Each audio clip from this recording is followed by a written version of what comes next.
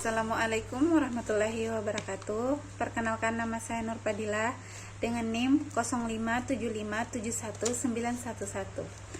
Prodi Pendidikan Agama Islam UPBJJ Daerah Kota Tarakan. Kali ini saya akan mengerjakan tugas kuliah saya di mata kuliah Filsafat Ilmu dengan judul Pilar-pilar pendidikan dan relevansi di era digital, serta kondisi pendidikan nasional saat ini. Yang pertama, saya akan menjelaskan makna pilar dalam pendidikan. Seperti silinder yang ada, ini adalah singkatnya. Sebelum masuk ke prinsipnya, mari kita pahami dulu apa makna kata pilar.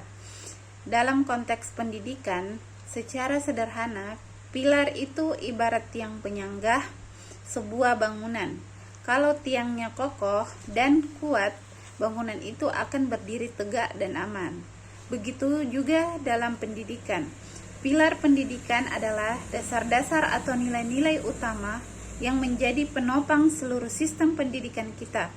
Tanpa pilar yang jelas dan kuat, pendidikan hanya akan menjadi proses pengalihan pengetahuan belakang tanpa arah dan tujuan yang pasti, apalagi saat ini kita dihadapkan pada bagian perubahan zaman yang sangat cepat seperti sekarang. Terus yang kedua, saya akan membahas prinsip dasar pendidikan Ki Hajar Dewantara. Seperti silinder yang di atas. Di Indonesia, pilar pendidikan yang paling mendasar dan menjadi identitas bangunan digagaskan oleh Bapak Pendidikan Nasional Ki Hajar Dewantara yang dirangkum dalam 3 semboyan emasnya. Yang pertama, ing ngarso sung tulodo, artinya di depan. Seorang pendidik harus bisa memberikan contoh dan teladan yang baik. Terus yang kedua, ing madia mangu karso, artinya di tengah atau di antara peserta didik. Pendidik harus bisa membangun semangat, kemauan, dan inisiatif belajar. Terus yang ketiga, tut huri handayani, artinya di belakang atau di belakang garis. Pendidik harus mampu memberikan dorongan dan dukungan agar potensi peserta didik bisa berkembang secara maksimal. Ketiga prinsip ini bukan sekedar ungkapan indah, tetapi merupakan filosofi yang mengatur bagaimana hubungan antara pendidik dan peserta didik dalam proses pembelajaran. Terus yang ketiga, analisis relevansi dan tantangan di era digital, seperti silinder yang ada. Nah, pertanyaannya sekarang, apakah ketiga pilar ini masih relevan di era digital? Jawabannya sangat relevan, tapi penerapannya tentu punya tantangan tersendiri. Mari kita bahas satu persatu dengan konteks yang nyata. Yang pertama, ing ngarso sun tulodo. Dulu, memberikan contoh itu mudah karena kita bertatap muka langsung. Sekarang, di era pembelajaran daring atau penggunaan media sosial, tantangannya bertambah. Guru tidak hanya memberikan contoh dalam cara berpakaian atau berbicara, tapi juga harus menjadi teladan bagi perilaku bermedia. Contohnya, bagaimana cara menyampaikan pendapat dengan sopan di kolom komentar, cara memilih informasi yang benar dan hoax, serta menjaga etika di dunia maya. Di sini tantangannya adalah ketika peserta didik lebih banyak menghabiskan waktu dengan pegawai dan terpapar banyak pengaruh luar yang belum tentu benar, sehingga peran memberi contoh menjadi jauh lebih berat.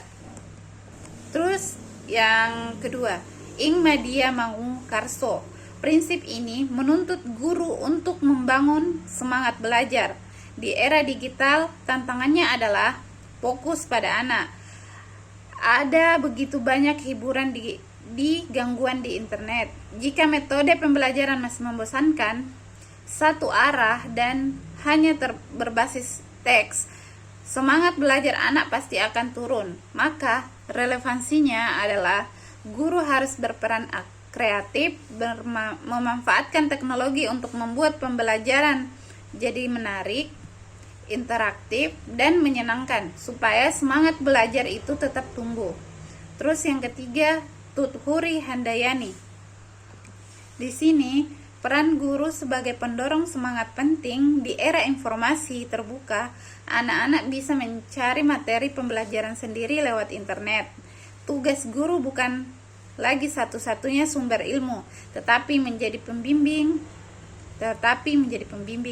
Tantangannya, bagaimana guru memastikan anak tidak hanya pintar secara akademik, tapi juga memiliki karakter yang kuat, bijak menggunakan teknologi, dan tidak mudah terombang-ambing arus informasi.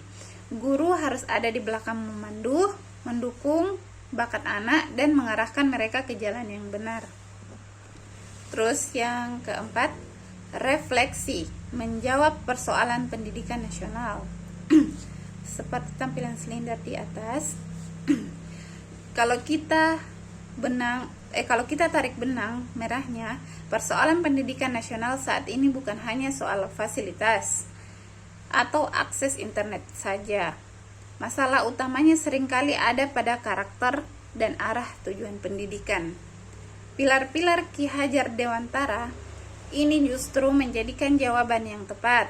Teknologi boleh maju secepat apapun, kurikulum boleh berubah, tapi pondasi pendidikan tidak boleh bergeser. Prinsip ini mengingatkan kita bahwa pendidikan itu intinya adalah soal manusia membangun manusia. Dengan kembali menguatkan ketiga pilar tersebut, kita bisa menyeimbangkan kemajuan teknologi dengan pembentukan karakter. Kita bisa mencetak generasi yang cerdas secara intelektual, tapi juga berbudi pekerti, luhur, terampil menggunakan teknologi, namun tetap memegang teguh nilai-nilai luhur bangsa. Sebagai penutup, bisa saya simpulkan bahwa pilar pendidikan nasional menurut Ki Hajar Dewantara adalah warisan berharga yang tidak kekelekan oleh waktu. Di era digital, ketiga prinsip itu justru semakin dibutuhkan sebagai kompas agar pendidikan kita tidak kehilangan arah. Demikianlah pemaparan singkat yang dapat saya sampaikan. Mohon maaf bila ada kekurangan atau hal yang kurang berkenan. Besar harapan saya materi ini bisa memberikan sedikit gambaran tentang pentingnya kembali pada nilai dasar pendidikan.